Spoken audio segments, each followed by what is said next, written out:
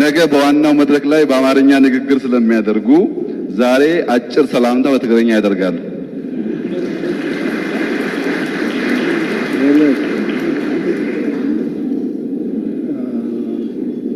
መጀመሪያ ፕሬዚዳንት ሙላቱ ብዙሕ ሓጢር ግዜ ብዙሕ ተዛሪብና ናይ ብሓቂ ኣብ ልብና ዘሎ ስምዒት ክንገልጽ ኣይንኽእልን ኢና ተዳልዩ መፀ ክዛረብ ድኽእል ክዛረብ ይኽእል ኣነ ግን ኣብ ቅድሚኹም ኮይነ ዝስምዓኒ ናይ ብሓቂ ውሽጠይ ኣብ ልበይ ዘሎ ስምዒት ክገልጽ ከቢድ ነገር እዩ ንዓይ እዚ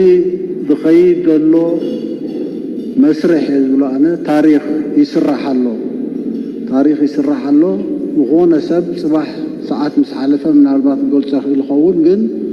ናይ ህዝቢ ኤርትራ ፍቕሪ ናይ ህዝቢ ኤርትራ ድልየት ዶክተር አብይ ምስ መፀ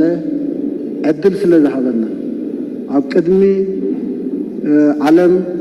ስምዒቱ ክገልጽ ስለ ዝኸኣለ ህዝቢ ኤርትራ ንኹሉ ክንዛረቦ ንኽእል ንኹሉ ክንገልጾ ንኽእል ነገር ህዝቢ ገሊጽዎ እዩ ንሕና ድሕሪ ህዝቢ ኢና ልዕሊኡ ክንገልጹን ኣይንኽእልን እዚ ከዓ ሓበን ንዓና ሓበን ንህዝቢ ኤርትራ ሓበን ንህዝቢ ኢትዮጵያ ኩርዓት ንህዝቢ ኢትዮጵያ ስለ ዝኾነ ካብዚ ዝዓቢ ፀጋ የለን ነቶም ዝሓለፉ ነዚ ከይረኣዩ ዝኸዱ ነዚ ከይረኣዩ ከይዶም ኢልና ንተዓሰሉ ንሕና ግን ዕድለኛታት ኢና ዝረአና እዚ ከይድ ዘሎ መስርሕ ከዓ ሸቶታቱ ክወቅዕ ኣብ ድብፃሕ ክንበፅሕ ከም ድጉየ ክንጎይ ህዝቢ ኤርትራን ህዝቢ ኢትዮጵያን ክልተ ህዝቢ ይብሉ ዝዛረብ ድሕሪ ሕጂ ነቲ ሓቂ ዘይፈልጥ ጥራይ ክልቴና ከም ሓደ ህዝቢ ነገርና ክንጓዓዛ ሕጂ ኣብ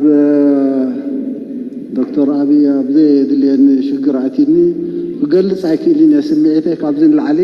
የቐንየልና ኣቀባባል ናይ ብሓቂ ንጀንዊን ናይ ልቢ ስምዒት ትገልጽ ስለ ዝኾነ ካብዚ ካብ ምስጋና ንላዕሊ ንህዝቢ ኢትዮጵያ ንህዝቢ ኣዲስ ኣበባን ከባቢኣን ጽባሕ ድሕሪ ጽባሕ ህዝቢ ኤርትራን ህዝቢ ኢትዮጵያን ከዓ ናይ ብሓቂ ንዓለም ኣሎና ናብዚ ንኸይድ ኣለና ኢሎም ክገልጹ ዘለና እምነት ልዑል ስለ ዝኾነ ደስታና ንሎሚ ንጽባሕ እንድሕሪ ጽባሕ ሙሉእ ዘይጉድል እዩ ደስ ይበልኩም ደስ ይበለና